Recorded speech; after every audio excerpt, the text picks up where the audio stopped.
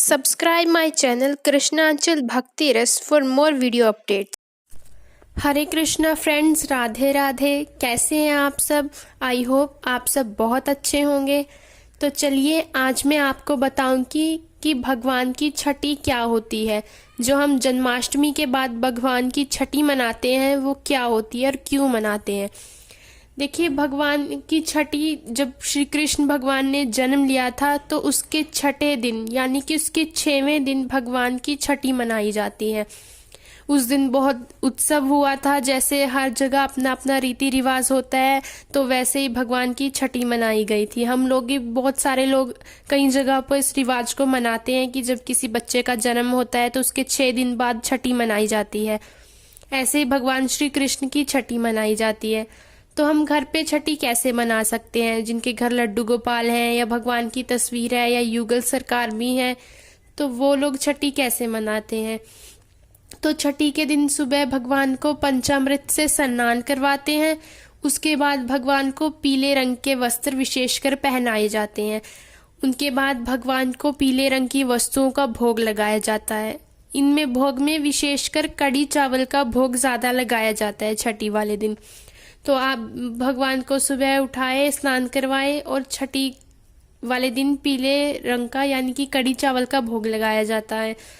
तो उसके बाद जो लड्डू गोपाल की कथा होती है वो पढ़ी जाती है। अब आप में से बहुत सारे लोगों को लड्डू गोपाल की कथा नहीं पता होगी, पहले मुझे भी नहीं पता थी। तो आज मैं आपको वो लड्डू गोपाल की कथा बताती हूँ कि लड्डू गोपाल का नाम लड्डू गोपाल कैसे पड़ा, भगवान श्री कृष्ण जी को लड्डू गोपाल के रूप में कैसे पूजा जाने लगा। तो एक बार एक बहुत भगवान श्री कृष्ण के भक्त होते हैं, उनका नाम होता है कुंभन दास। वो कुंभन दास का एक बेटा होता है, छोटा सा बच्चा होता है रघुनंदन।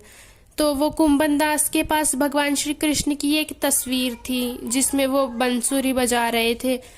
तो वो हमेशा उस तस्वीर की पूजा करता था, बहुत भाव से उसकी सेवा करता, तो कभी भी उनको अकेला छोड़ के नहीं जाया करता था। तो एक बार जो कुंभन दास थे उनके लिए वृंदावन से वो भागवत कथा का न्योता आया। तो वो पहले तो उन्होंने मना कर दिया, फिर उन्होंने सोचा कि भागवत कथा है, मैं मना भी नहीं कर सकता। तो वो अपने बेटे रघुनंदन को कह के चले गए कि देखो मैंने भोग बना दिया है, मैं कथा करके वापस आ जाया करूंगा रोज शाम को। उसका बेटा बोला ठीक है। उन्होंने कह दिया अपने बेटे को कि भोग बना दिया है, तुम बस ठाकुर जी को भोग लगा देना, मैं शाम को आ जाऊंगा। उसके बेटे रघुनंदन ने कहा कि ठीक है, मैं भोग लगा दूंगा।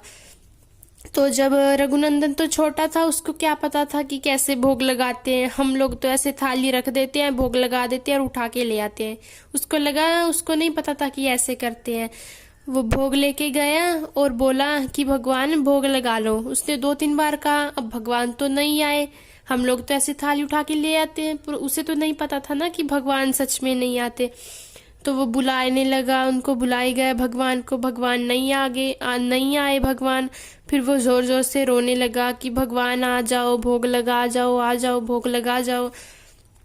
तो भगवान का मन भर आया, भगवान को बहुत दुख हुआ कि मेरा छोटा सा भक्त रो रहा है। तो भगवान एक बच्चे का रूप धारण करके वहां प्रकट हो गए और वो जो भोग लेके आया था रघुनंदन, उसे खाने लगे। तो वो बच्चा बहुत खुश हुआ कि भगवान ने भोग लगा लिया। तो शाम को जब उसके पिताजी आए, कुंभन दास रघुनंदन के पिताजी आए, तो उन्होंने पूछा कि कहाँ है भगवान का भोग, मुझे भी प्रसाद दे दो। बोला कि भगवान तो सारा खा गए। अब कुंभन दास ने सोचा कि चलो बच्चा है, इसको भूख लगी होगी, खा लिया होगा और डांट से बचने के लिए झूठ बोल रहा है। तो कुंभन दास ने कहा चलो कोई बात नहीं। 3-4 दिन रोज ऐसे ही होता रहा। कुंभन दास प्रसाद के बारे में पूछते रहे और रघुनंदन रोज कह देता था कि मैंने खा लिया।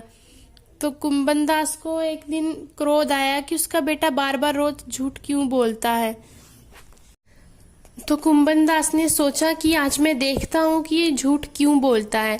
तो उस दिन कुंभन दास ने लड्डू बनाए थे और रघुनंदन को वैसे ही बोल दिया कि भोग लगा देना ठाकुर जी को। रघुनंदन ने फिर वैसे ही किया, रोज की तरह भगवान को बुलाया। तो कुंभन दास एक कोने में खड़ा होके देख रहा था कि क्या हो रहा है। तो भगवान छोटे से बच्चे के रूप में आए और लड्डू खाने लगे। जब कुंभन दास ने ये सब देखा तो वो चौंक गया और भगवान से मिलने के लिए, उनके दर्शन करने के लिए जाके उनके चरणों में पड़ गया। तो जब कुंभन दास वहां आए तो भगवान एकदम वहीं स्थिर हो गए और उनके हाथ में लड्डू था, एक हाथ में। तभी उस कथा से, उस वक्त से भगवान लड्डू गोपाल के रूप में पूजे जाते हैं। तो ये थी कथा। देखिए, ये भी वो रघुनंदन का इतना भाव था कि भगवान खुद चले आए। हम लोग क्या करते हैं, थाली रखी कि हाँ भोग लगे, उठा के ले गए थाली।